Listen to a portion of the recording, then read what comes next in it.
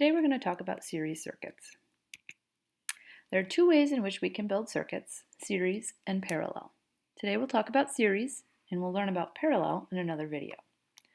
A series circuit is one in which the resistors are in one line. Another way to think about a series circuit is think about it as a loop. There's only one path for the current to travel, and all the resistors follow one another.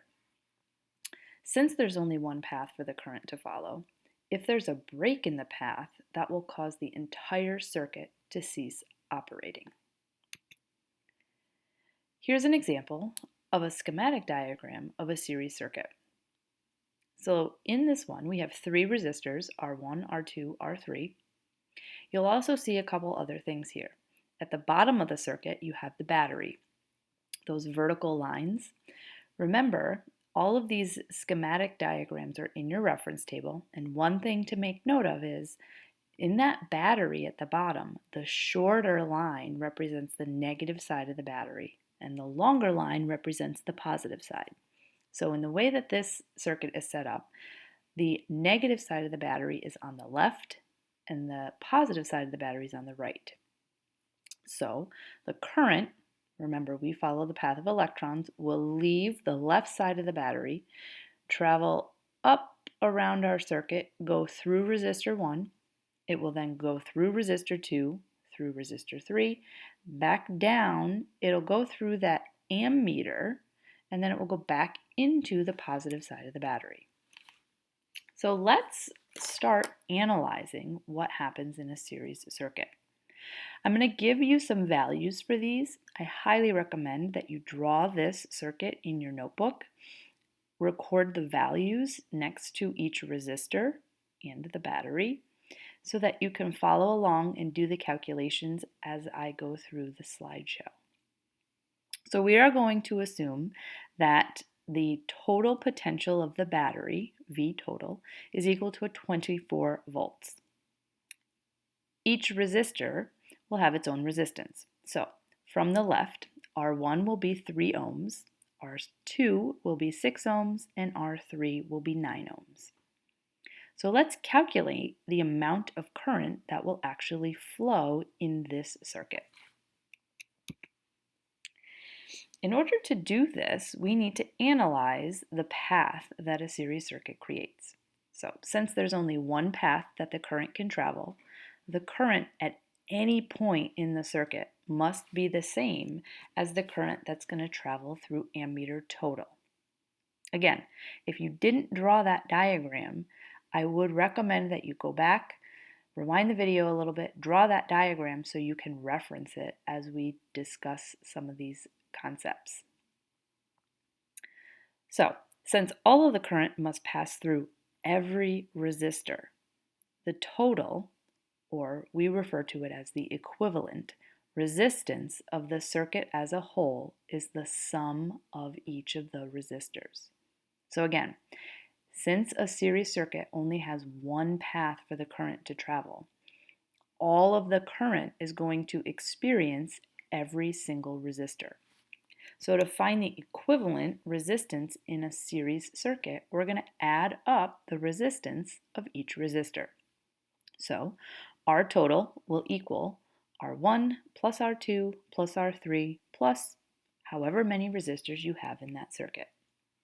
So let's apply this to the circuit that I gave you on the previous slide with the values that I gave you. We're going to use this concept where total or equivalent resistance is equal to the sum of each resistor. So 3 plus 6 plus 9 will give us an equivalent resistance of 18 ohms. We need this in order to calculate the amount of current that travels through the circuit. We're going to do this by using Ohm's law. So if you have not watched the Ohm's law video, I recommend that you do that before you go on in this video. Ohm's law is something that we will use a lot. So if you remember, Ohm's law is V equals IR. Your reference table gives it to you as R equals V over I, but I've rearranged, and I typically remember this equation in this form. Now, one thing you'll notice is I've added capital T's as subscripts next to each of those quantities. This represents total. So I'm going to apply Ohm's law to the circuit as a whole. So I'm going to use voltage total, which comes from the battery, equals the total current that's going to run through the circuit times the total resistance of the entire circuit.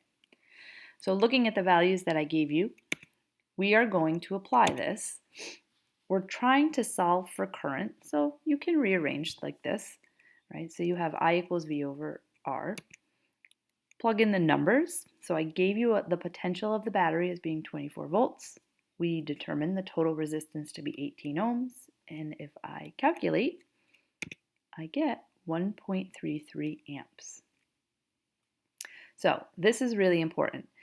In a series circuit, since all of the electrons go through every resistor and they only have one path that they can follow, this will be the current that travels through each resistor. Okay. Again, very, very, very important. This current, 1.33 amps that we calculated, is the current that will travel through each resistor. This is another relationship that exists for series circuits. Okay. Now, we also want to determine the potential that exists with each resistor. So we know that the total potential of the power source or the battery, that was given to you as being 24 volts. The current goes through the circuit and returns to the battery to gain more potential, more voltage. While the current travels through the circuit, it must use all of its energy. So each resistor is going to use some of that potential to push the current through. Now remember, we did talk about this and you saw this in the PhET simulation lab that I had you start. If the current travels back to the circuit with leftover energy, with leftover potential, that's when you create a short circuit or potentially start a fire. So you want the current, you want those electrons to use all of their potential before they go back to the battery. So in the case of a series circuit, that means some of the potential difference is used by R1, some of the potential difference is used by R2, and some of the potential difference is used by R3. So how can we determine exactly how much potential difference each resistor is using? Well, we're going to use Ohm's law. Like I said, we're going to use Ohm's law a lot. So we can apply Ohm's law to each individual resistor in this circuit as well.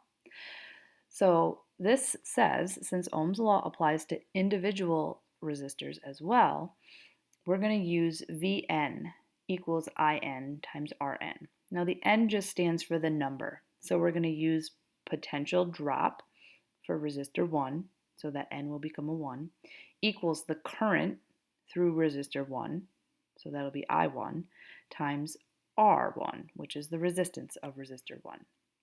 So what we're looking for here is the potential drop, right? We call this a potential drop because it's dropping the amount of energy that's left in the electrons. Right? So we're going to calculate the potential drop for each resistor. Now again, I recommend that you pause the video and you try to do this on your own and then come back, push play, and see how your answers compare to mine. So here I have resistor 1. We're going to do potential drop of V1 equals I1 times R1. Now remember, the current that goes through resistor 1 will be the same as the current everywhere. So I have 1.33 amps times the resistance of resistor 1, which was 3 ohms, and I get a potential drop of 4 volts. I'm going to do the same thing for V2, and I get a potential drop of 8 volts, and the same thing for V3, and I get a potential drop of 12 volts.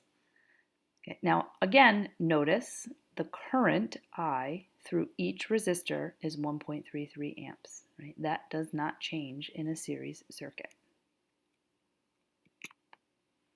So let's look at finding the total potential drop. So we have the potential drop for each resistor. If we find the total potential drop, we're going to add these together. So V total will equal the potential drop of resistor 1 plus the potential drop of resistor 2 plus the potential drop of resistor 3 plus however many resistors you have. So this is another really important relationship for series circuits. Okay.